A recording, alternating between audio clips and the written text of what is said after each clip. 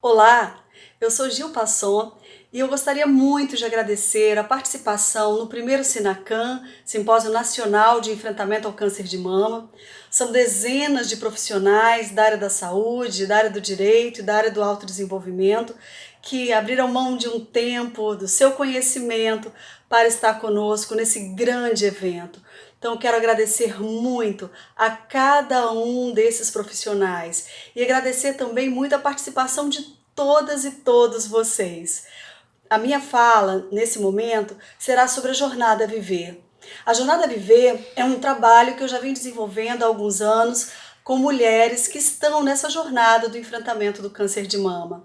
Na Jornada a Viver, que significa vivi, venci e renasci. Nós temos momentos de reunião em que trocamos ideias, conhecimentos e saberes, e também é um espaço de escuta, um espaço de fala das mulheres que estão também buscando esse momento, né, tão precioso para nós, que é o momento de uma vida sem câncer. Muito obrigada, né, a todos e a todos, e fiquem conosco no simpósio. Olá, tudo bem? Hoje nós vamos conversar um pouco sobre alguns temas extremamente importantes que têm a ver com a descoberta da doença, tem a ver com o diagnóstico e tem a ver com os primeiros sentimentos, as primeiras percepções, né, que nós temos quando nos deparamos com esse desafio, né, que é o enfrentamento do câncer de mama. Esse momento do diagnóstico é sempre marcado por uma diversidade de sentimentos. No primeiro momento, pode ser que você tenha uma tristeza. Eu experimentei tristeza, né? Uma tristeza porque quando nós falamos de câncer, essa doença, ela historicamente, ela traz muito forte um estigma. Você já deve ter visto até pessoas que antigamente não falavam, não pronunciavam o nome câncer. Falavam assim, aquela doença, né? No entanto, a gente tem visto também que com o tempo, com a cura, né, com um aumento incrível da possibilidade de cura, em especial, né, do nosso, né, o câncer de mama tem estado aí, né, como um dos tipos de câncer com maior índice de cura. Então isso tem sido um pouco mais diminuída, né, essa ideia de um estigma. Ainda vejo muitas mulheres que não falam, né, que preferem se referir, eu estou com uma doença grave. Então, se afirmar, né, qual é essa doença? É o câncer, ou seja, eu estou diante dela, essa é uma realidade, mas eu estou diante dela para lutar. Né? É um desafio que se coloca, talvez o maior desafio com o qual nós já nos deparamos. E olha que nós, mulheres, nos deparamos com muitos desafios durante a nossa vida. Né? Numa sociedade machista, numa sociedade patriarcal, numa sociedade em que o ser mulher traz também uma carga muito pesada sobre os nossos ombros, sobre os papéis que nós desempenhamos, né? Sobre os múltiplos papéis que socialmente se construiu como sendo nossa obrigação. Então, apesar de lidarmos com tudo isso, quando nos deparamos com o câncer de mama, esse sentimento de tristeza pode vir à tona. Né? E é uma tristeza que pode ter também como uma consequência desse sentimento o medo, né? O medo do novo, né? Como é que vai ser? Muitas vezes, quando há o diagnóstico, nós estamos num momento profissional, familiar, muito produtivo, né? Eu com 39 anos estava, sem dúvida, no auge, né, da minha carreira, da minha formação, e de repente um medo de como é que vai ser, né? Vou ter que parar, né? Então são essas dúvidas, são essas indagações que passam pela nossa cabeça. E além disso, né, muitas dessas dúvidas estão muito contaminadas também por preconceitos. Pode ser que você já tenha ouvido assim, nossa, e agora não vai ter jeito, vai ter que se aposentar por invalidez, né? Ou nossa, sua vida nunca mais vai ser a mesma. E nós pegamos essas frases meio soltas, né, meio vagas, e damos um significado a essas frases, muitas vezes um significado muito negativo, né? Dizendo assim, realmente, meu Deus, o que vai ser agora? Então é esse mix, né, de sentimentos que nós experimentamos quando temos o diagnóstico. E claro, né, além disso, nós também estamos ali diante de uma perda. Porque quando nós falamos em luto, especificamente a quando alguém morre, né? Claro que existe o luto da morte de alguém próximo a nós, né? Existe aquela dor, né, de não estar mais ali junto com aquela pessoa, no convívio, no cotidiano. No entanto, o luto, num sentido mais amplo, é um fenômeno, né, que ocorre com todos nós diante de uma perda. E no nosso caso, é a perda da saúde, né? É o ter que parar e falar assim, poxa, mas eu achei que estava saudável e me deparo agora com um diagnóstico dizendo, olha, você tem aqui uma doença e que precisa, por óbvio, ser tratada. Então, quando nós falamos de luto, né, cada pessoa lida de uma maneira completamente diferente. É muito interessante a gente ver isso, né? Eu tenho conversado nesses últimos 6 anos, desde o meu diagnóstico, eu tenho conversado com muitas mulheres e eu vejo que diferentes mulheres reagem e têm fases do luto também diferentes. Então não podemos dizer, não vai ser sempre assim, não há uma métrica, não há uma receita, né, e um caminho que todas nós percorremos da mesma forma. Mas estudos da psicologia, da psicanálise e de outras áreas do conhecimento têm tentado mostrar para nós algumas dessas fases, né, em que algumas mulheres passam por essas fases de maneira mais rápida, outras de maneira mais intensa. No entanto, os estudos demonstram que há, na maior parte dos casos, uma verificação desses estágios, que a gente pode chamar aí dos estágios do luto. O primeiro estágio que esses pesquisadores, né, cientistas nos colocam, é o estágio da negação. Né? O que é o estágio da negação? É até uma forma de autopreservação, né, de autodefesa diante de algo que se mostra para nós como ameaçador.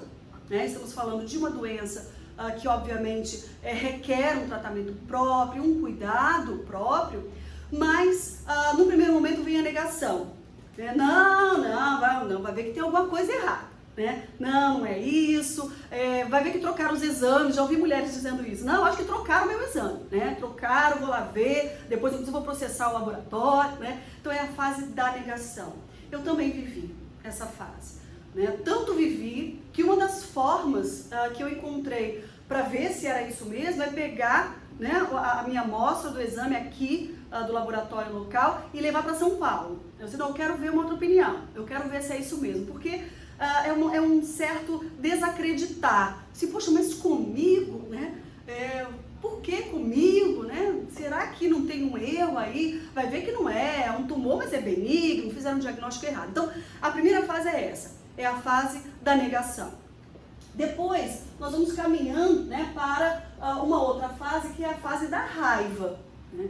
Bom, se no primeiro momento a gente começa a ver, né, que não é comigo, não, isso não é, vai ver que não é nada grave, né, vai ver que é uma coisa simples, vai ver que é um tumor simples, e pode ser mesmo, né, e pode ser que seja um tumor mais simples ou mais complexo, mas é um fato, né, está ali.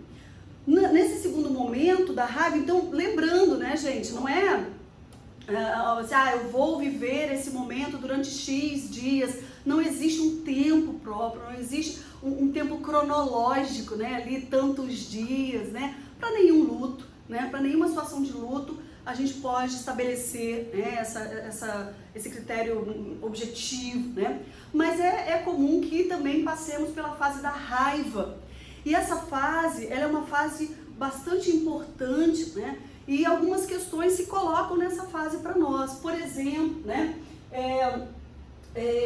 não é justo, né? Não é justo. O que eu fiz para merecer isso? Poxa, tanta gente má no mundo, eu não faço mal a ninguém, por que isso aconteceu comigo? Então essa raiva é uma emoção que pode estar presente em maior ou em menor grau em qualquer uma de nós, mas ela tem por trás uma outra emoção. A raiva é o que nós chamamos de uma emoção substituta ou que tenta camuflar uma emoção que está na base dela, que é uma dor, né? Que é algo, né, que nos toma e que nos questiona, inclusive, o próprio senso de sobrevivência. E olha que interessante isso, né? Porque todos nós, todas e todos nós, seres humanos, sabemos da nossa finitude. Eu costumo dizer que se tem uma coisa que a gente tem que ter certeza é que não sai dessa vida vivo, né? Só que quando nós temos o diagnóstico, esse sentido de finitude, ele se aproxima, né? Ele fica mais evidente, ou até mesmo nós paramos para pensar sobre isso.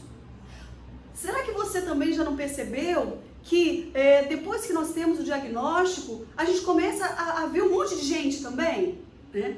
E aí eu fiquei pensando nisso, assim, antes de ter o diagnóstico, parece que ninguém tinha câncer, assim, porque não era alguma coisa em que eu estava focada, né? E onde está o nosso foco está a nossa atenção. Então não era uma questão que estava, né, no meu cotidiano, então praticamente não me dava conta disso. E depois do diagnóstico parece que, né, todo o universo passou a ter câncer, né? Porque isso começa a ser um foco da nossa atenção. Então, esse momento, né, da raiva, ele é um momento que tem ali, quer dizer, não é a raiva por si, mas é qual é a emoção, né, que está por trás, sendo camuflada.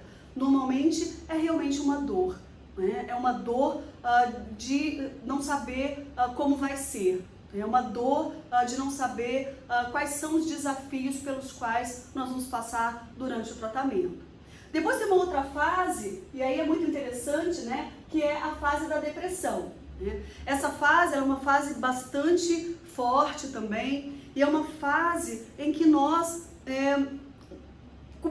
claro, cada uma vai lidar de uma forma diferente, mas geralmente algumas mulheres querem ficar mais quietas, né? Não querem falar sobre isso, há um certo silenciamento, né? Em muitos casos mostra-se necessário, inclusive, um acompanhamento terapêutico de um profissional, né? Porque há ali, né, uma dor, né? De novo, essa dor que vem, e a pessoa começa, né? Essa mulher, ela começa a, muitas vezes, associar a esse momento culpa, né? Ai, mas também eu fumei tantos anos, mas também eu fiz isso, eu não cuidei da minha saúde. Então há também esse momento de querer se culpar.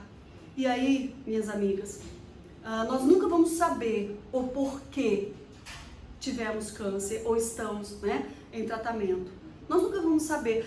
Gil, não, mas eu fiz um mapeamento genético, fiz lá o BRCA1, BRCA2, TP153, deu negativo, ou seja, isso não está, né, marcado geneticamente. E mesmo se estivesse, né, algumas pessoas desenvolvem, outras não desenvolvem. Então, assim, essa pergunta, né, o porquê, ela está muito presente nessa fase da depressão, porque nós queremos uma resposta. Acho que é do ser humano, né? É até compreensível. Eu quero saber por quê, eu quero saber a raiz disso tudo. E muitas vezes essa culpa, né, ela vem com um peso muito grande. Já vi vários casos de mulheres em que essa fase se prolongou durante todo o tratamento. E quais são, né, os malefícios que isso pode trazer para nós, né? Porque nesse momento, né, de autoculpabilização, esse momento, né, de isolamento, de fechamento, ele tira de nós uma série de possibilidades. Por exemplo, né, de buscar entender a doença, de estudar, de buscar informações e muitas vezes até de buscar apoio. Eu conversei uma vez com um parente de uma mulher que estava em tratamento e essa pessoa me relatou assim: Gil, fulana está muito nervosa, tudo que ela faz, ela está nervosa, ela está com raiva. E aí nós começamos a conversar para justamente entender se não era essa forma, né, de estar nervosa, de estar com raiva, uma maneira de se comunicar, uma maneira de comunicar a sua dor. E se nós nos mantivermos nesse estágio, né, nós vamos poder correr o sério risco, inclusive, de afastar algumas pessoas de nós, né, pessoas que poderiam nos dar apoio, que poderiam ser um suporte para nós. Bom, depois nós temos a fase da barganha, né? A barganha é uma fase interessante também, que a gente começa a tentar negociar, né? A fase da negociação. Gil, você tive, gente, também, né? Tive e eu barganhei muito, né? Eu, por exemplo, fiz promessa, né? Claro que aí vai depender da sua fé, né? Porque nós somos mulheres diferentes, cada um com a sua fé, algumas, né, que também são agnósticas, enfim. Mas dentro do meu mapa, né, dentro da minha representação mental, nessa fase eu fiz uma promessa. Eu vou lá em Fátima, lá em Portugal, de joelhos até os pés de Nossa Senhora de Fátima, assim que eu tiver o diagnóstico que estou curada, né? E assim eu fiz, porque isso estava dentro de uma lógica da minha fé, né? Há algumas barganhas assim, nossa mãe, depois que eu passar por isso, tiver curada, nunca mais eu vou fazer determinada coisa. Como se fosse assim, olha, né? Ela negociando com ela mesma, né? Essa mulher negociando com ela mesma. Mas é uma fase em que também ainda não há uma aceitação plena, né? Talvez nunca aceitemos plenamente, né, amiga? Mas essa aceitação, ela começa a acontecer para a gente chegar então na última fase, que é justamente essa fase da aceitação. E aí uma ideia de que não, vai dar certo, né? Vamos lá, vamos fazer, o que tem que fazer? Por isso é uma fase importante, porque é uma fase de proatividade. É uma fase em que a gente então começa a pensar, ok, é esse tratamento que eu tenho que fazer? É dessa forma? Vamos lá, é isso que eu vou fazer. Claro que há diferentes formas também dessa aceitação. Há mulheres que nessa fase pensam ou, né, agem da seguinte forma, eu depois, né, passando por isso tudo, né, eu vou fazer um trabalho com mulheres. Eu estou dando esse exemplo porque foi justamente o que eu vivi, né? Eu pensava durante essa fase, não, eu vou me tratar, agora é o momento de voltar a atenção para mim. Eu costumo chamar isso de aquela regrinha do avião, né?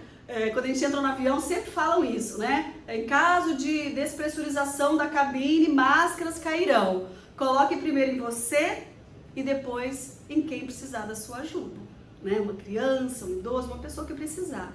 Então, assim, naquele momento eu tive que usar essa lógica do avião, senão agora eu vou me cuidar, eu vou fazer o que for possível, o que for necessário, para que eu esteja também, né, alimentada.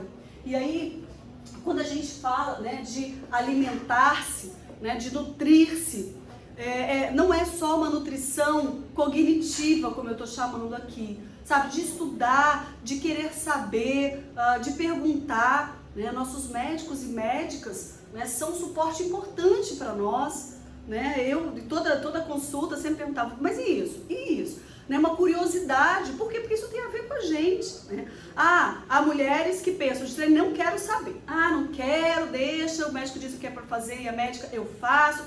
Repito, cada uma vai reagir de uma forma. Então, a gente tem que fazer aquilo que faz mais realmente sentido para nossa recuperação. Né? Eu agi dessa forma. Pode ser que para outras mulheres não faça tanto sentido como for assim. Por quê?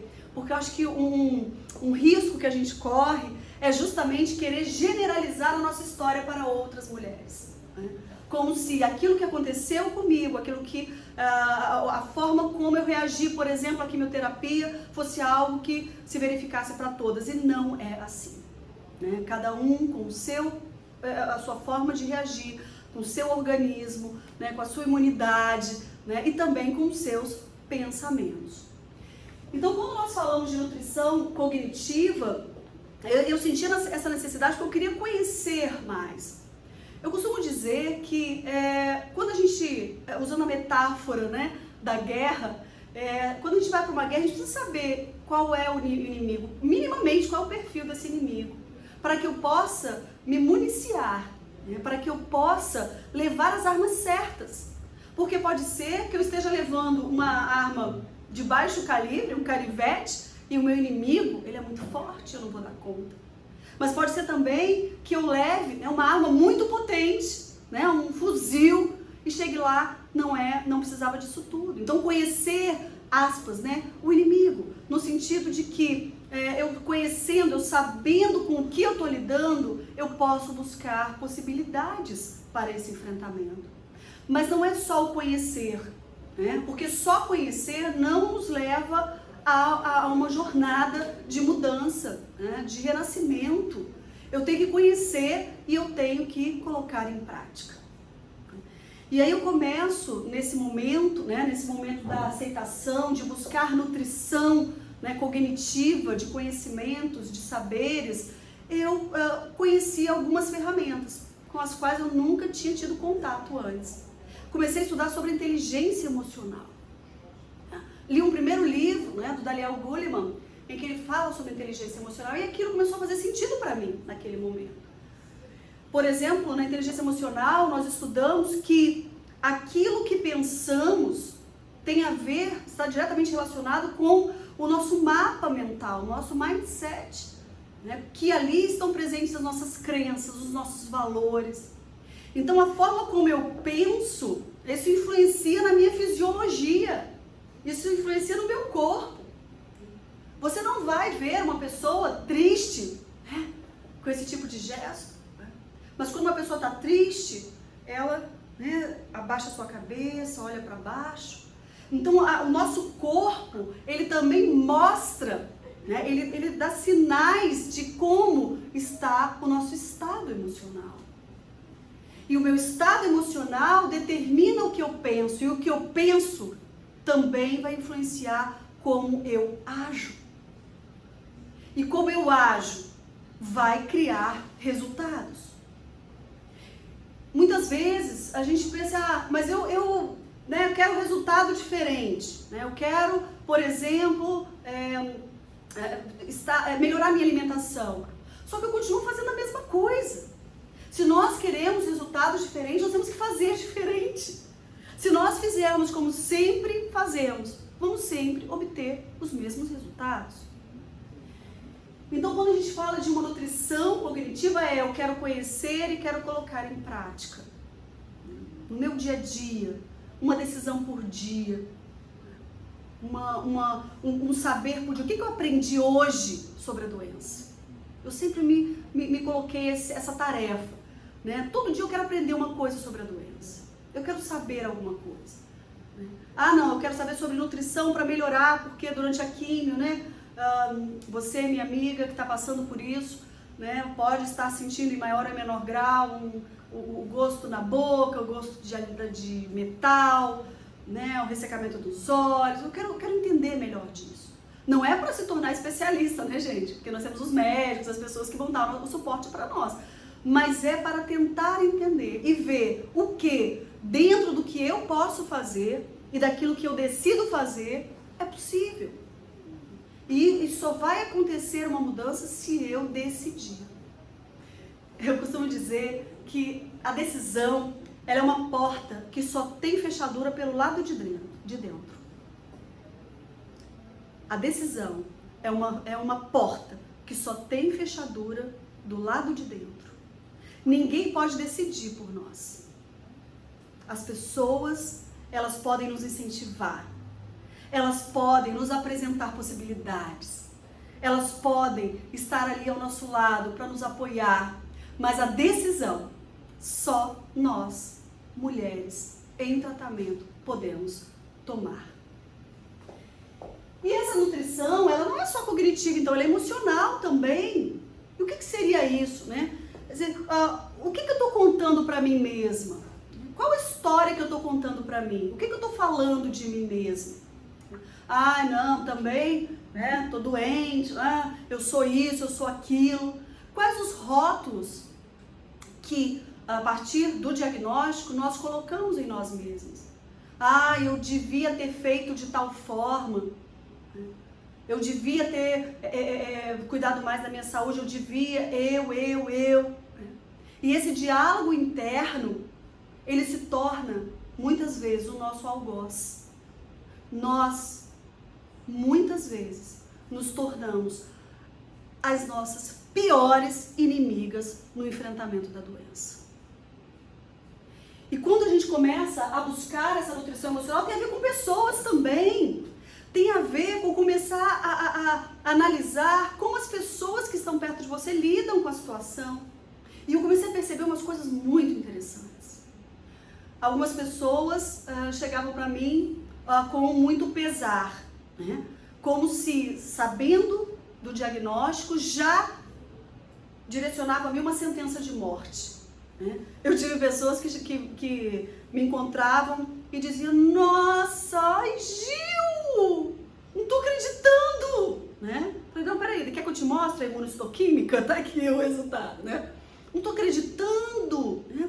Não, mas você vai reagir, você vai sair dessa. Aí você fala, poxa, mas não é uma motivação?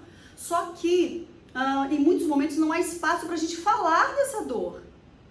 Eu ouvi pessoas dizer, você é forte, nossa, não fica assim, tá? Eu quero você rindo, eu quero você alegre, eu quero você pra cima. Só que em alguns momentos, nós sabemos que não é bem assim, né? O momento de raspar a cabeça, né? Não me peçam para rir nesse momento, né? Eu quero rir nesse momento, é um momento de dor. Tem a ver com as fases do luto que a gente falava, né? Quer dizer, eu quero sentir, porque quando nós não damos espaço para que a emoção venha, né? Quando nós não damos espaço para que, uma vez vindo a emoção, porque a emoção, a diferença entre emoção e sentimento é muito interessante. A emoção é uma reação do nosso corpo a algo que nos acontece. Então, quando eu vejo ali, né, a querida, né, a pessoa que sempre cortou meu cabelo, que foi sempre muito grande, né, quando ela raspa, quer dizer, o meu corpo, a minha reação química àquele fato é uma reação de olhos marejados, de rubor, né, porque há um momento ali, há uma dor naquele momento. Agora, o que eu faço depois com essa dor, né, com esse sentimento de tristeza, aí está sob o meu controle. A diferença, então, é a emoção, ela é algo inconsciente que eu não controlo. Depois da emoção, que é inconsciente, vem o sentimento. O sentimento está no nível do consciente. E aí a boa notícia eu posso mudar o sentimento. A emoção vem, mas eu posso dar um novo significado àquela emoção. Mas naquele momento em que essa emoção vem, né, eu me permito chorar, eu me permito abaixar minha cabeça. Por quê? Porque se nós represamos essas emoções, se nós anestesiamos essas emoções, a conta vai chegar. E chega muito caro. Quantas pessoas? E aí, amigas, não estou dizendo aqui não só o nosso caso, né? Nós, seres humanos, né, numa sociedade como a nossa, né, uma sociedade em que muitas vezes temos que representar determinados papéis, né, não sendo exatamente como nós somos, né, como nós queremos ser. Numa sociedade em que demonstrar emoção é, por muitos, visto como fraqueza. Então, muitas vezes nós nos blindamos, né, nas várias esferas da nossa vida, no nosso trabalho, né, nos diferentes ambientes, nós nos blindamos. Fala, não quero aqui, não, vou controlar aqui, né, para que as pessoas não me julguem. Né, porque vivemos também numa sociedade julgadora. Então, toda essa dinâmica, né, emocional, a inteligência emocional começou a me ensinar, e eu ainda, né, continuo, e certamente vou continuar por muito, muito tempo, que é uma área de estudo vastíssima, né, uma área incrível, né? O que nós acessamos, né, não é nem 10% de todo o potencial do nosso cérebro, do nosso inconsciente. Né? O inconsciente é um território desconhecido por nós. Então, a inteligência emocional começa a me nutrir, né, para eu perceber também, né, que eu também repetia esses padrões. Quando alguém vinha falar comigo antes ainda do diagnóstico, não, fulano tá doente, ou fulano perdeu o pai, a mãe, enfim. Eu, não fica assim não, né? Querendo de alguma maneira anestesiar aquela emoção. E poucas foram as pessoas que disseram, me fala sobre isso, me fala o que você está sentindo, né? Para que eu possa verbalizar, para que eu possa, né, trabalhar internamente essa emoção e dar um novo significado a ela. Né? Então a questão do cabelo, né? Você sabe, amiga, o quanto a questão do cabelo é algo que é um momento importante, né? Hoje, quer dizer, há 6 anos, quando eu fiz as químios, não tinha ainda a peruca, né? Que evita cair, né? Até aí uma margem de 60%. Não havia ainda, então realmente o cabelo caiu. E aí, quando eu tive aquele momento de raspar, ok, senti ali a minha dor, mas eu tenho o poder, e isso a inteligência emocional me ensinou, de ressignificar aquela emoção, transformá-la num sentimento. E aí, alguns até riam e dizem, não, tem um aspecto muito bom de estar careca, né? Eu tenho economizado com as luzes, eu tenho economizado muito com shampoo, né? Eu não me preocupo de acordar e estar descabelada, porque eu não tenho cabelo para estar descabelada, né? Então a gente começa a ver que eu posso dar um outro significado. Eu posso, e isso está sob meu poder. A emoção que vem, não. E isso tem a ver, gente, com a própria existência da humanidade, do Homo sapiens, né? Por quê? Porque a emoção, ela sempre nos dá um recado. Se não fossem as emoções e a reação às emoções, talvez nós não estivéssemos aqui como humanidade. Quando eu estou diante de um perigo, diante de uma situação de risco para a minha vida, né, que vem aquela emoção ou de luta ou de fuga, então é isso que nos mantém vivos. Quando eu estou, né, acho que vou cair de um local alto, né, e vem aquela emoção ali do medo, o que essa emoção está me falando? Cuidado! Cuidado, porque você pode cair daí, você pode morrer aí, tá alto, porque não está seguro para você. Então a emoção, ela é nossa amiga também. O problema é que às vezes nós fazemos dela, né, nossa inimiga, mas ela vem nos dar uma mensagem. Vamos acolher essa mensagem. O que é essa emoção? Por que eu estou me sentindo assim hoje? O que será que essa emoção está me falando? Identificar a emoção e ressignificar, reprogramar. E aí uma outra área que me deu uma ajuda muito bacana e tem me ajudado até hoje é a programação neurolinguística, porque eu vou falar um pouquinho para você sobre isso, né? Mas então o bacana dessa fala, assim, para a gente resumir, as emoções são então reações inconscientes, que me mandam um recado, que querem me dar um recado. O sentimento é como que eu racionalmente, né, trabalho essa emoção. É como que eu consigo identificar, porque nós, infelizmente, né, me enquadro dentro desse grupo e talvez você também, né, ache que possa estar dentro desse grupo. Nós não fomos educados emocionalmente. Nós fomos educados lá na escola, né, faz isso, não faz aquilo. Nós fomos educados cognitivamente, né? Aprendemos a ler, escrever, aprendemos áreas do conhecimento com as quais trabalhamos, mas a educação é emocional. Essa, a minha geração, talvez até gerações depois da minha, não tiveram acesso. Algumas escolas, isso é muito legal, algumas escolas têm inclusive trabalhado com isso, né? Tem colocado lá como uma das atividades mesmo a educação emocional.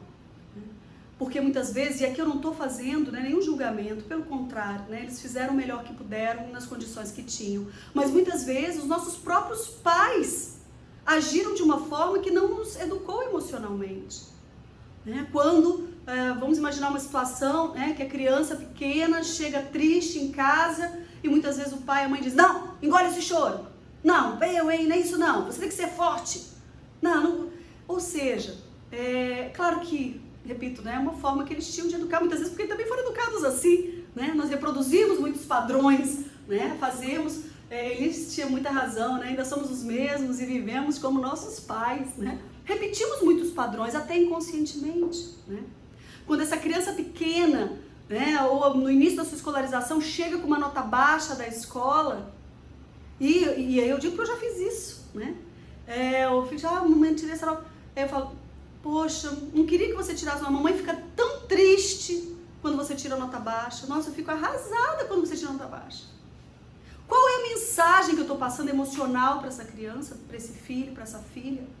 É de que o que ele faz gera um sentimento em mim de tristeza. Aí pode ser que essa criança, não, agora eu vou estudar mais, vou me dedicar mais, porque ele acha que aquilo é importante para ele? Não, porque ele não quer gerar um sentimento negativo na pessoa que é a referência dele, que é o pai, que é a mãe. Então vejam como, né, a nossa vida, ela vem marcada desde a infância, inclusive desde a vida intrauterina, né, estudos interessantíssimos sobre isso. Quais são as mensagens que eu passo para minha criança ainda dentro do meu ventre? Se essa criança ela é bem-vinda, se essa criança, mesmo dentro do meu útero, escuta, né? Ai, meu Deus, não era esse o momento, não sei o que eu vou fazer, né? Como que isso tudo, né, vai criando em nós imprints mentais durante toda a vida. E muitas vezes agimos na vida adulta sem nos darmos conta, né? Por quê? Porque faltou a nós inteligência emocional, educação emocional, suporte emocional. Somos muito treinados e até exigidos para ignorar as emoções. E aí representamos papéis, somos atores na vida. Né? Só, amiga, que cansa, né? Cansa. Representar um papel cansa. Né? Quando nós não damos espaço para sermos aquilo que viemos para ser. E aí, tudo isso vai criando uma química cerebral, né? Cortisol, estresse. E aí, o corpo mostra o sinal. E aí vem o adoecimento, vem a imunidade baixa, vem as doenças oportunistas, né? Com essa imunidade baixa. Nós deixamos uma janela escancarada quando estamos frágeis emocionalmente, para que também fragilidades do corpo se manifestem. Bom, e aí, né, nós falamos um pouco aqui sobre as fases do luto, essa nutrição cognitiva e emocional. Algumas pessoas dizem, não, Gil, a minha nutrição emocional é ver casos de superação. Adoro ver casos de mulheres que passaram por isso e que superaram. Ótimo, cada um vai buscar o seu cardápio. Isso é uma coisa que eu queria muito conversar com vocês, sobre cardápio, né? O que isso quer dizer? Né? A PNL, e é essa uma outra área onde eu busquei também um suporte de conhecimento, né? Já fiz várias formações em PNL, hoje, né, tenho a máxima formação que é possível fazer, que é o Master de PNL. E a PNL, ela se baseia em alguns pilares. Um dos pilares da programação neurolinguística é o seguinte: o mapa não é o território. Essa a gente chama de pressuposto da PNL, mas é como se fosse assim um princípio, sabe? Uma linha, uma espinha assim, dorsal. E o que quer dizer o mapa não é o território? Quer dizer que o mapa é apenas a metáfora do mapa é apenas uma representação do território.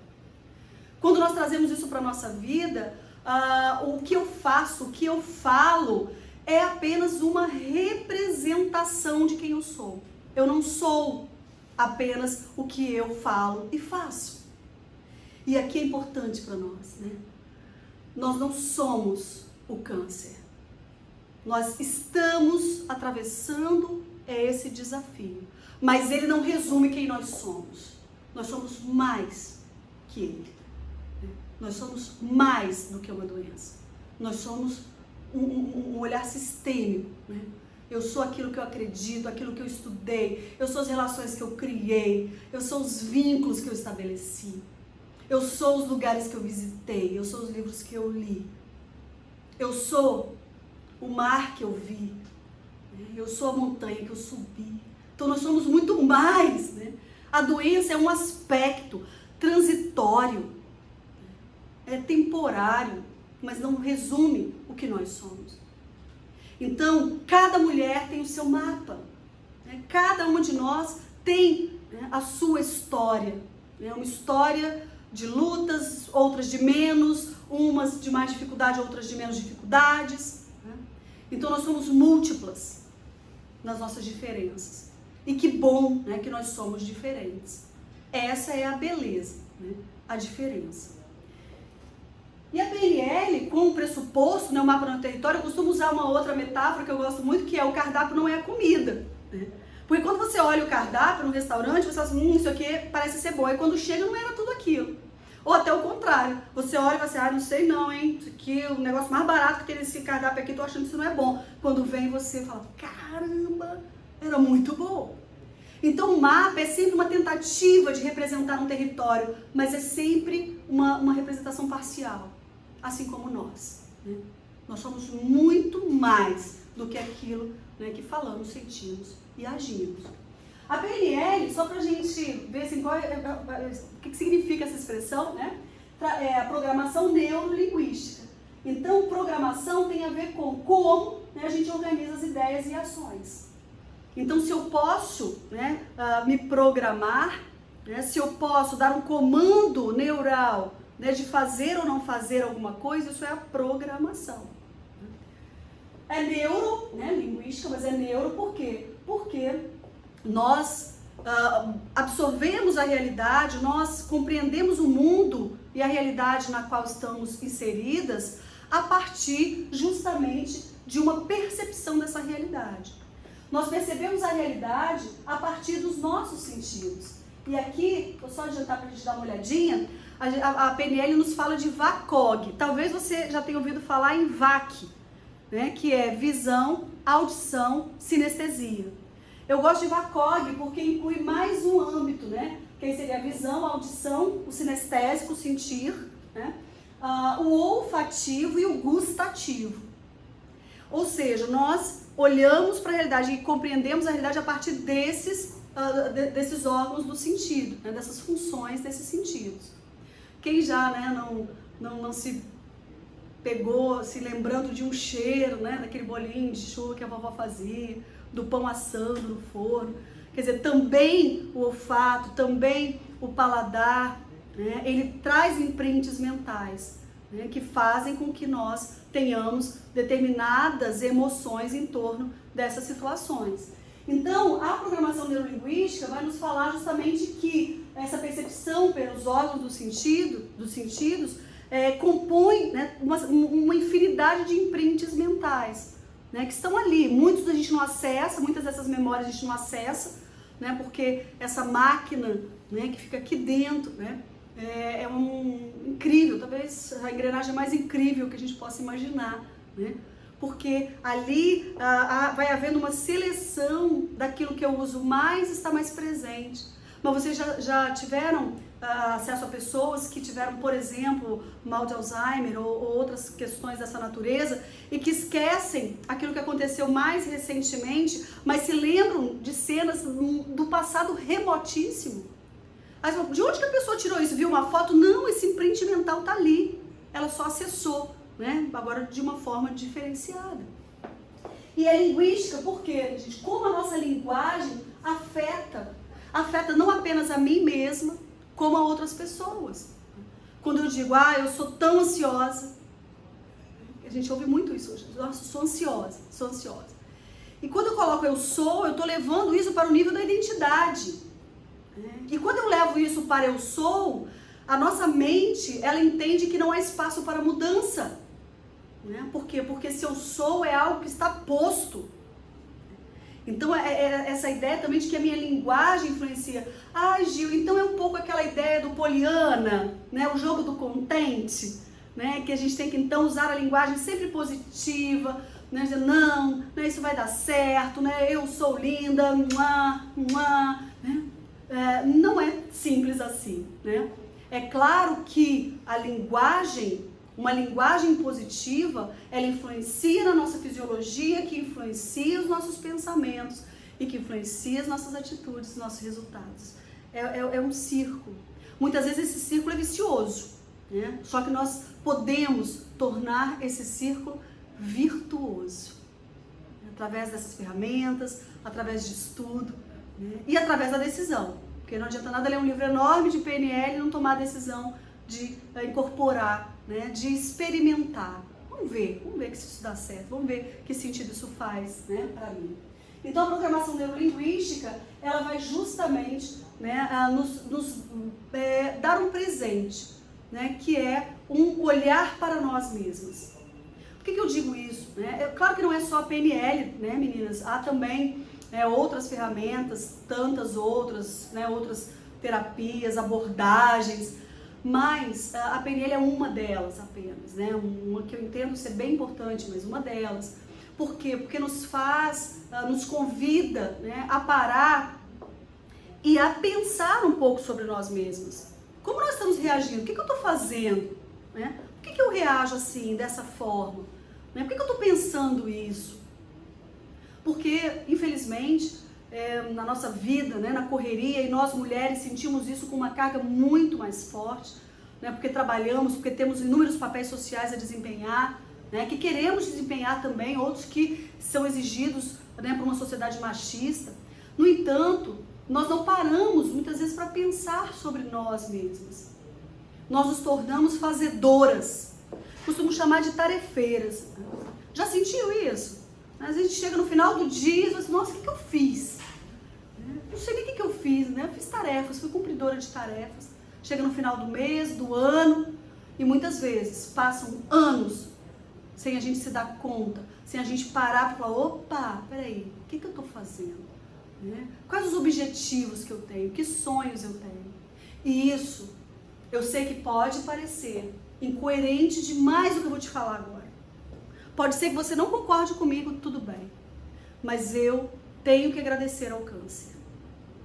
Pô, Juscelina, você tá doida? Agradecer? Tenho. Porque ele foi um freio de mão para mim. Ele me colocou no lugar de pensar sobre como que eu estava levando a minha vida. E isso é uma gratidão que eu tenho. Para muitas pessoas, essa jornada, ela pode ser feita sem ter que passar por um momento, né, desafiador como esse. Né? E eu acho ótimo, né? A pessoa, não, aquele dia que eu quase fui atropelada, depois daquele dia eu comecei a pensar mais na minha vida. Mas eu acho que não precisa também, né, sofrer uma situação tão grave. Mas, no meu caso, talvez tenha sido o único meio, porque eu não ia parar. E muitas de nós não iriam parar para pensar, para voltar a olhar, para acolher a sua história, para acolher, né, a sua história, para se perdoar. Se não fosse o câncer, talvez eu não estivesse aqui hoje, no nível que eu estava indo, de estresse, de achar que tinha que dar conta de tudo agora, de achar que tudo de ruim que aconteceu no mundo era minha culpa que eu tinha que resolver, né? Que é o efeito Mulher Maravilha. E ele é muito complicado, né? De não colocar a máscara antes, colocar no outro. Só que aí, né, você fica sem fôlego. Então, aí começou a dizer, mas como é que eu aprendo isso, né? Não, hoje, gente, a internet é uma coisa maravilhosa, né? Olha nós aqui, conversando aqui pela internet, né? Eu sou de uma época que não tinha, né? Eu fui ter acesso à internet poucos anos pra cá, né? A nossa geração. Né? Diferente dos nossos filhos, né, que já nasceram ali conectados, né? Então, assim, a internet hoje nos dá muitas possibilidades, sabe? Eu posso assistir vídeos gratuitos, claro que eu tenho que ter um filtro também, porque assim como tem muita coisa boa, também tem muita coisa ruim, a gente tem que, né, filtrar. Mas insights legais, sabe? Pessoas que estão fazendo um trabalho sério, né? Correr das fake news, dos aventureiros, né, da internet. Então, usar esse filtro, ler livros, né? Hoje, nós temos inúmeros livros sobre PNL, sobre inteligência emocional, disponíveis na internet, ou um e-book barato. Né? Então, se a gente consegue ter acesso a esse conhecimento, só que o acesso a esse conhecimento, ele, por si só, não resolve, né? Não ajuda, não nos apoia. Eu trouxe aqui para a gente dar uma olhadinha nesse modelo de estágios, né, de aprendizagem do Abraham Maslow. Ele nos fala que existem quatro principais estágios de aprendizagem. Existe aquele primeiro estágio, que é da incompetência inconsciente. O que é isso? Eu não sei algo, mas eu também não sei que eu não sei. Eu estava assim, né? Eu passei por essa fase. Por exemplo, eu não sabia nem que existia PNL. Eu não sabia que existia inteligência emocional. Não sabia de nada disso. Coach. Não sabia. Então eu tinha uma incompetência, eu não sabia, mas eu também não sabia que eu não sabia. Só que chega um momento em que eu começo a saber que isso existe. A primeira vez que eu falei assim, deixa eu ver o que é isso aqui. Me deu uma curiosidade para assistir um vídeo sobre programação neurolinguística. E aí eu ainda tinha assim uma incompetência, só que era consciente. Eu não sei, mas eu sei que eu não sei. E aí eu comecei a assistir vários vídeos. Não foi logo no início que eu fiz formação, capacitação. Comecei a assistir de graça, a ler livro, que tinha na internet de graça.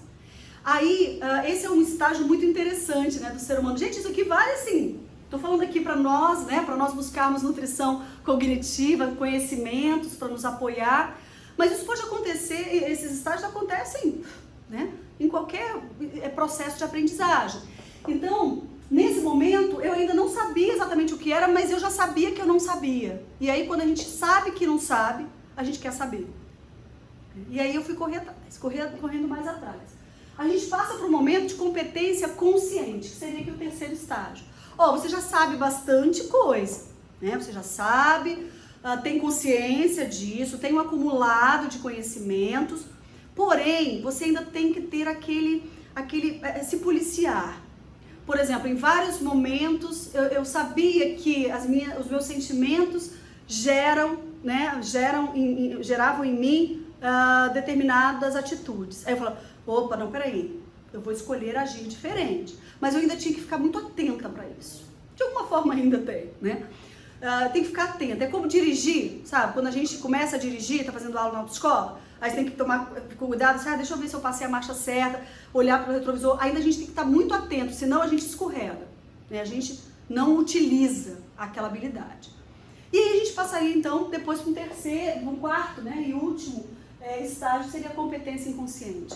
Se eu usar aqui esse exemplo do nosso cotidiano, que é dirigir, depois de algum tempo de prática e de hábito de fazer, a gente já não fica pensando mais, agora eu vou passar a segunda, a gente já faz. Ou seja, né, a nossa mente é tão incrível, né, e a habilidade que nós desenvolvemos é tão extraordinária, que eu não preciso mais ficar olhando, opa, peraí, deixa eu ver aqui onde é a ré. Né? Nosso movimento já recebe um comando que já está incorporado em nós. Então esse é o quarto estágio que a gente sempre busca, né, que a gente gostaria de sempre buscar.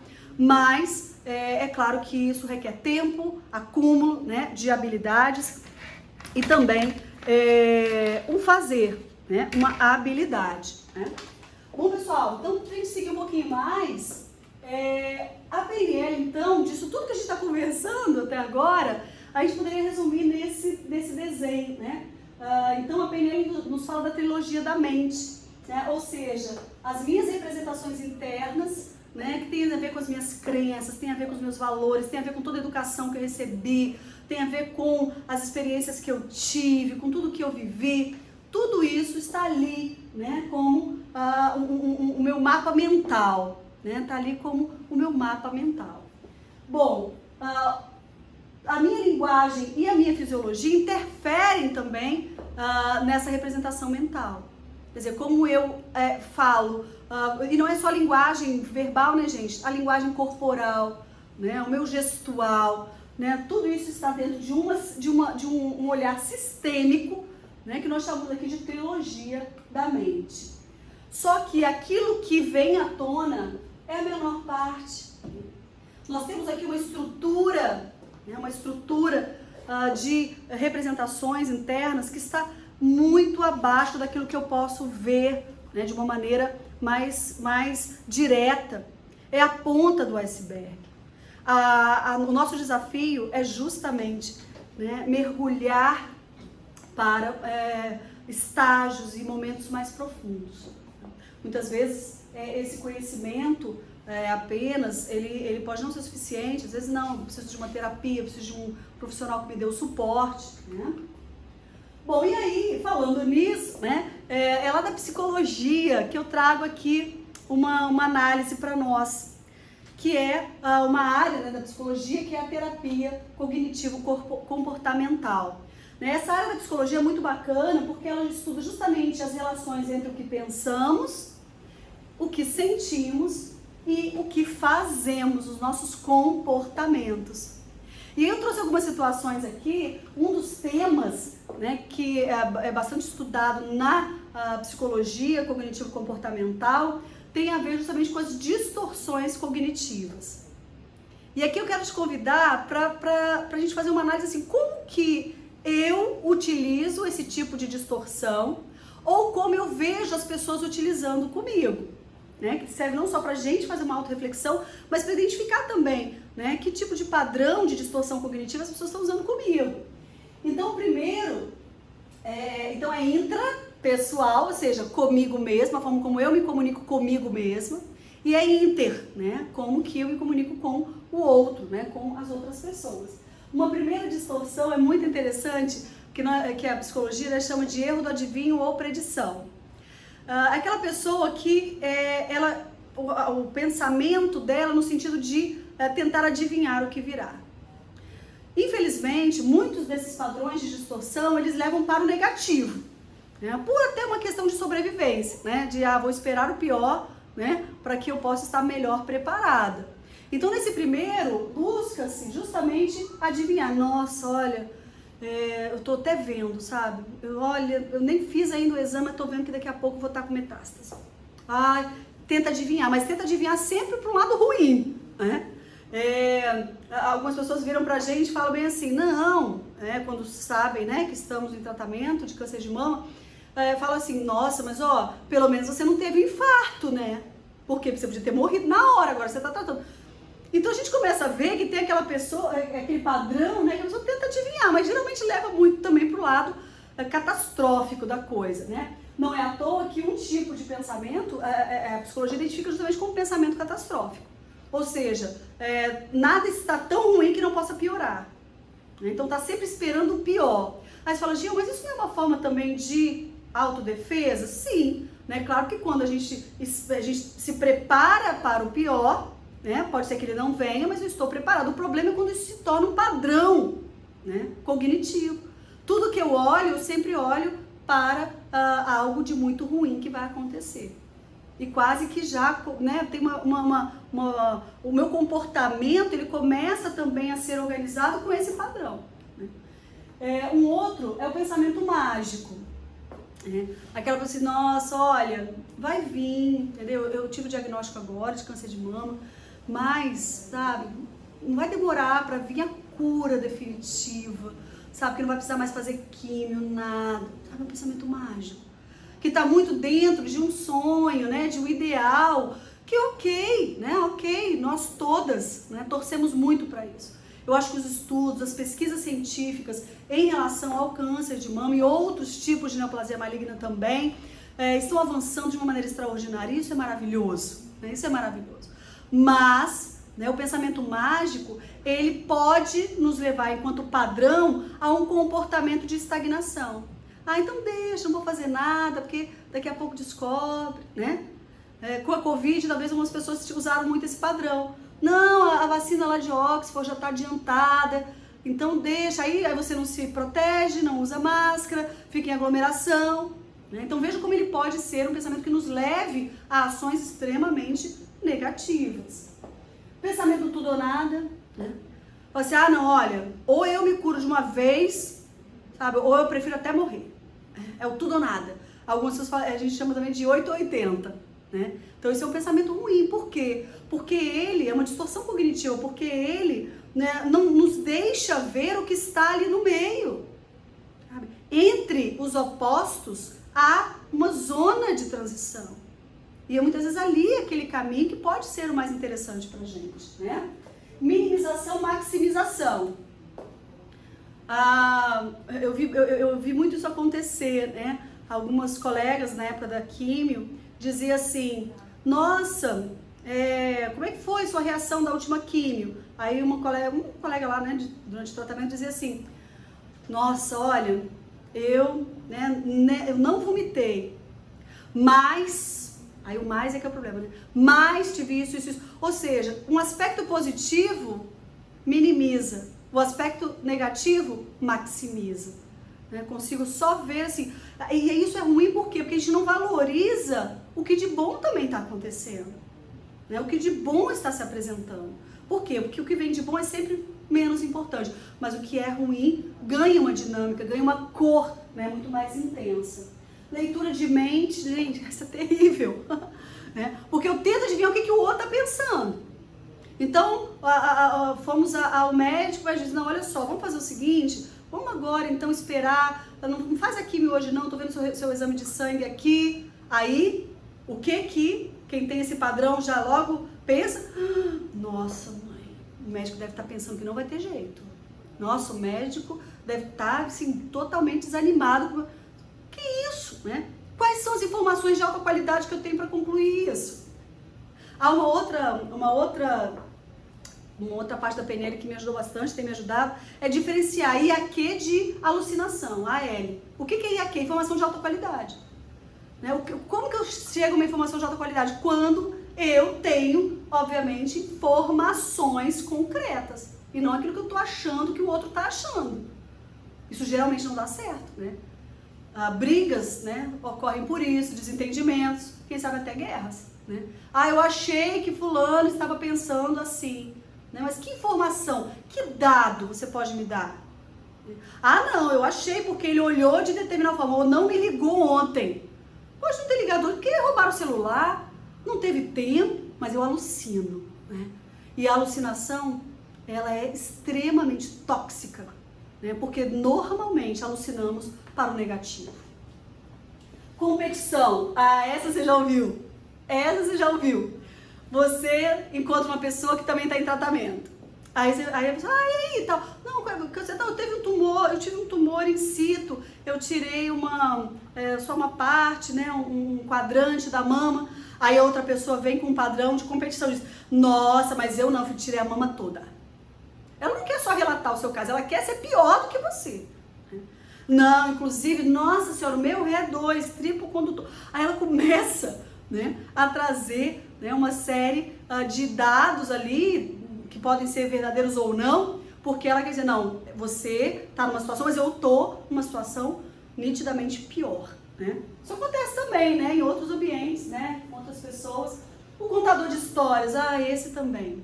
O contador de histórias é assim, ele tem um padrão cognitivo em que você vai falar, né, da sua situação, como que você está enfrentando o câncer e tal. Aí ele quer contar a história. Não, inclusive eu tive a prima, da sobrinha, da vizinha, da minha antiga, né? Aí ela começa a contar uma história. Então as histórias não são legais? Claro que são, né?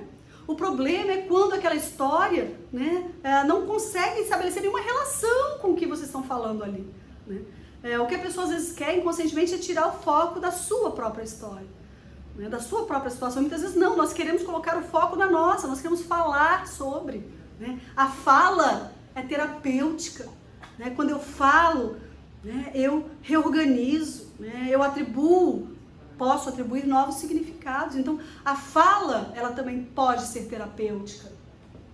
E o pensamento tem o quê? Né? Não, eu tenho que. Né? Eu tinha esse pensamento também. Na primeira quimioterapia, né? E aí eu ainda estava num processo muito inicial, né, de autoconhecimento, né, de autorresponsabilização. E aí eu disse, nossa, eu tenho que ir fazer essa quimio, eu tenho que ficar bem, ou seja, eu tô, né, me impondo uma série de padrões, né? Aí você fala assim, Silene, mas não tem que ir mesmo, né? Ou você vai, faz a quimio, você corre o risco, né? Você paga o preço de não fazer. Só que quando a minha linguagem, vejam de novo a linguagem, né? Linguagem, fisiologia, pensamentos.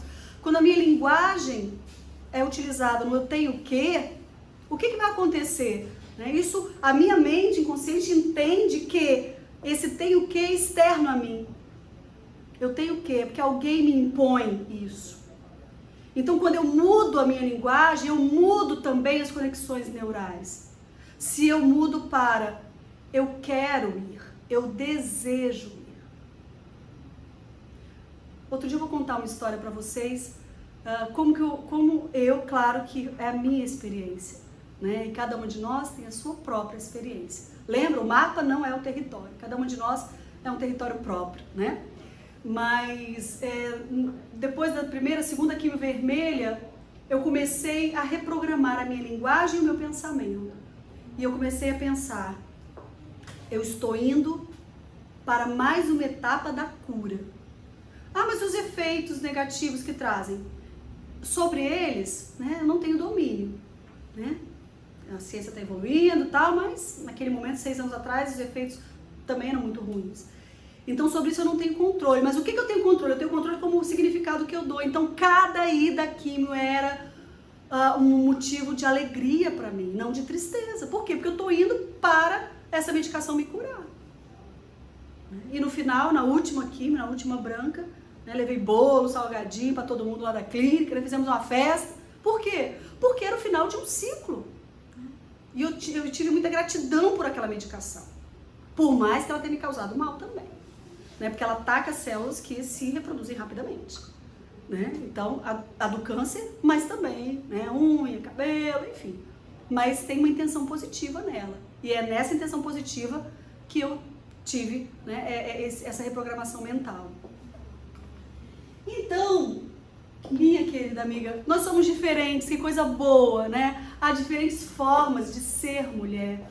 A mulher negra a mulher indígena, a mulher descendente de italianos, de europeus como eu, mas que ao mesmo tempo também é um mix, né, de outras raças, de outras culturas, a mulher lésbica, a mulher hétero, a mulher empresária, a mulher advogada, a mulher professora, a mulher dona de casa, enfim, né? Há várias formas de ser mulher.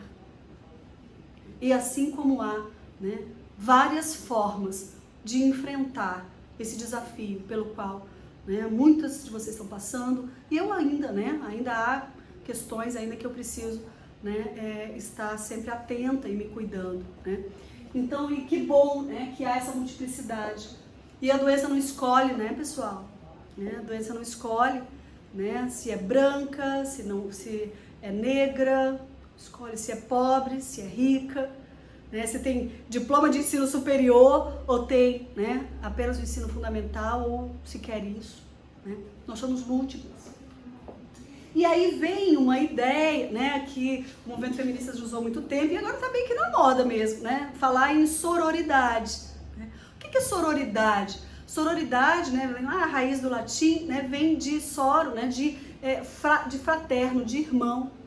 Então tem a ver com essa irmandade, né, com essa troca, né, de solidariedade entre nós. Eu vi tanto isso acontecer e ainda vejo.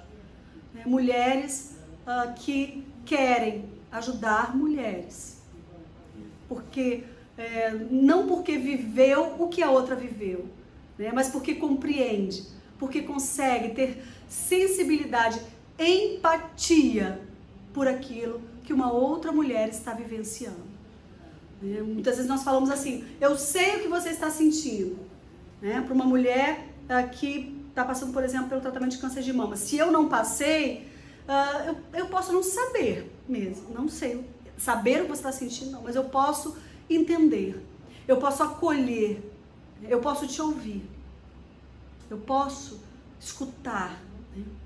E aí não é apenas escutar, nossa, ruim e tal, mas é escutar com empatia. Na PNL nós chamamos de escuta empática, que é escutar não para julgar, escutar não para colocar rótulos, mas escutar para entender. Escutar para oferecer um apoio, se isso for possível. E se a outra pessoa também quiser. Ninguém pode ser ajudada contra a própria vontade. Lembra? Né? A decisão, a mudança é uma porta que só tem fechadura do lado de dentro. A gente pode chamar, incentivar, mas quem faz o movimento é só a própria pessoa. E dentro disso, né, a gente começa a ver assim, poxa, Gil, mas é engraçado, eu sempre ouvi, e a gente ouve mesmo, né, dizendo que mulheres competem entre si, que as mulheres não se ajudam, né? E aí isso, até que ponto isso é verdadeiro ou não, né? Informação de alta qualidade. De que mulher você está se referindo? Porque nós também, às vezes, temos também uma forma de pensamento que é a generalização. As mulheres não se ajudam, as mulheres competem entre si, as mulheres... E aí a gente começa a ver, mas a que especificamente situação você está se referindo? Porque homens competem entre si também. Mulheres competem com homens, apesar de muitas vezes na mesma empresa ganharem menos ou exercendo a mesma função. Mas há ali um ambiente, né, de possível competição. Então, quando a gente começa, né, justamente a pensar no perfil de reciprocidade, aí eu queria que você pensasse comigo, qual é o seu perfil de reciprocidade? Você é doadora? Você é trocadora? Ou você é tomadora? E aí a gente pode pensar no perfil de reciprocidade em várias áreas da nossa vida. Vamos, né, voltar aqui para o nosso momento, né, de enfrentamento do câncer de mama. Você é doadora? Quem é a pessoa doadora? É aquela que quer ajudar, que se coloca à disposição do outro, independentemente se vai ter alguma coisa em troca. O doador, né, ele não aguenta ficar com o que ele sabe só para ele. O indivíduo doador, ele quer dividir, ele quer ver, oferecer um cardápio para ver se aquilo que fez sentido para ele faz sentido para outra pessoa também. E se não fizer, tudo bem. Mas ele não aguenta guardar. É diferente, né, justamente do trocador. O trocador, o perfil de reciprocidade do trocador é aquele que, não, eu até, né, quero ajudar, eu até me coloco, né, numa posição ali de troca, porém eu espero algo da outra pessoa. Né? Há ali uma certa barganha. E o tomador já é aquele perfil que, né, o que eu sei é pra mim, não me conte seus problemas, sabe? Um pouco daquela frase, né? Encontra ali uma outra mulher passando, né, pela mesma jornada de cura, e aí muitas vezes assim, sabe, não quero nem puxar assunto, não quero saber, né? Não quero ajudar. Eu até sei que tem um lugar que ela pode encontrar uma peruca, porque tem um projeto social, porque muitas vezes, né, nós somos tão diferentes, e inclusive do ponto de vista econômico também, né? Mulheres que não têm condições de comprar uma peruca. Então, muitas vezes, pode ser que na sua cidade tenha um projeto social, e de repente a pessoa, você está ali, né? A pessoa fala, poxa, eu queria ver se eu conseguia uma peruca e tal. Você às vezes até sabe onde tem, onde ela pode conseguir, mas se o perfil de tomador estiver presente, fala assim, não, sabe? Se eu precisar, eu uso para mim, para os outros não quero. Então, eu tô falando disso, né, para a gente chegar justamente no momento em que nós precisamos, né, oferecer, né, colocar à disposição de outras mulheres, né, um cardápio de possibilidades. Repetindo, né, que pode ter sido interessante para mim, mas criar conexão entre nós. Todas nós, né, que enfrentamos o câncer de mama, enfrentamos a doença de maneiras diferentes, com suportes diferentes, porque é diferente o enfrentamento da mulher que está no Sistema Único de Saúde e daquela que tem um plano de saúde. Não estou dizendo aqui que é melhor ou pior. Os desafios ocorrem nos dois. Pode ser que mesmo no sistema público você conseguiu um hospital que faz um trabalho incrível e esses lugares existem, que bom que existem. E pode ser que você seja a mulher que tem um plano de saúde e que teve, assim como várias que eu orientei, tiveram que buscar justiça, porque o plano de saúde negou uma ressonância, negou uma densitometria óssea, negou um PET scan, pagando plano de saúde. Então, quer dizer, o fato de nós termos planos de saúde, as mulheres que o têm, não nos blinda, né, de aborrecimentos e de desafios, né, que já, né, se acumulam, porque são vários desafios que nós vamos encontrando nessa jornada, né? E esse círculo viver é uma forma que eu encontrei de realizar um sonho muito antigo. Não é muito, né? De 6 anos para cá, mas de alguns anos. Eu tenho me preparado nesses últimos anos, fazendo capacitação, fazendo formação, estudando, comprando livro, ouvindo pessoas, né? Estudando de maneira ampla. Por quê? Porque eu desejei, né? Eu sonhei um dia em oferecer também essas possibilidades para outras mulheres. De tentar estabelecer uma ponte, né? Uma ponte entre aquilo que eu tive acesso e que para mim foi importante, para uma outra mulher que muitas vezes naquele momento não teve acesso. Como lá no início eu também não tive, né? Eu tive que ir buscando, pesquisando. Então, com todo esse conteúdo, com todo esse material, né, com todas essas ferramentas, vamos dizer assim, né, que eu acumulei e ainda acumulo, né, com as formações que venho fazendo, eu não poderia oferecer isso para outras mulheres. E é isso que eu estou trazendo. Para que você olhe para esse conteúdo, para que você olhe para as nossas conversas, né, e possa ver, não, isso não faz sentido para mim, Gil. Ou, isso faz sentido para mim. Acho que vou experimentar. E é nessa onda de sororidade, sabe? De solidariedade entre nós. Porque nós sabemos o que passamos. Nós sabemos os desafios, os degraus que a gente tem que subir. Muitas vezes não tendo naquele momento forças, né, para subir na velocidade que gostaríamos. Mas é uma subida.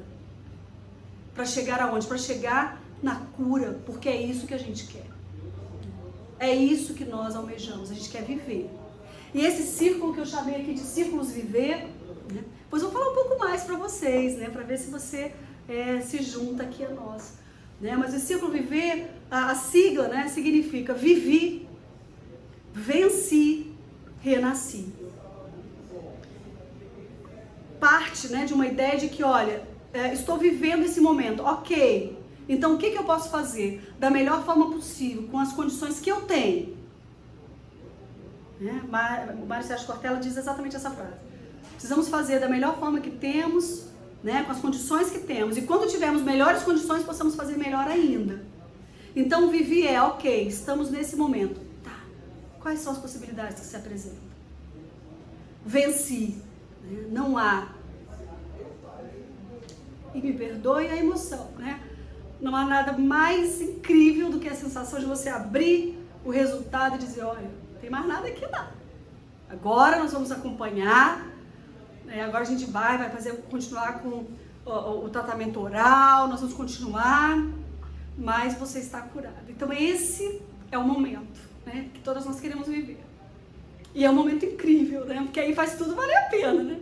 Assim, cara, você olha para trás e fala, valeu a pena. E renascer, não é renascer, né, no sentido, né, mas é renascer no sentido emocional mesmo, né? O que o câncer me ensinou? Nenhum de nós passa impunemente por isso, sabe? O câncer tem que nos ensinar. Se alguém disser, o câncer não me ensinou nada, eu fico muito preocupada. Nada. Né? O câncer precisa me ensinar alguma coisa, para que eu possa renascer, na minha melhor versão. Sou eu mesma, com meu mapa, com tudo, mas uma versão melhor, porque onde houver espaço para melhorar, a gente precisa apostar. Porque viver, né, não é só estar viva, né, respirando, né, é viver também com dignidade, com alegria, com fé, se você for uma mulher de fé, né, com otimismo. Porque eu digo para você, minha amiga, se a gente passa por isso, a gente ganha uma resiliência. Podem vir outros desafios, maiores, menores, mas a gente se nutriu, né, de ferramentas. Há uma diferença que eu tenho gostado muito de falar, de resiliência e de antifragilidade. Resiliência tem um pouco a ver, né, com aquela ideia lá das ciências exatas, quer dizer, o quanto um material sofre uma pressão e não quebra, né, não se quebra. Resiliência. Aí a psicologia trouxe isso, né, para as questões pessoais, o quanto eu sou resiliente, né, o quanto diante de um desafio, o quanto eu resisto, né. Só que agora a gente começa a falar também, né, de uns tempos para cá, tenho lido bastante sobre ser antifrágil.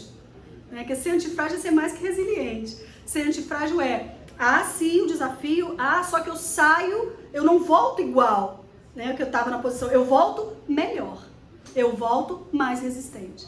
É como o músculo, né, quando a gente faz a musculação, a gente tensiona, ele está ali, né, mas esse músculo depois ele volta, o objetivo é que ele cresça, né? Que ele se fortaleça. Querida amiga, por hoje é isso. A gente volta a conversar. Segue a gente aí nas redes sociais e vamos, dentro dessa onda de sororidade, vamos nos fortalecer, porque juntas nós somos bem mais fortes. Muito obrigada por participarem desse simpósio.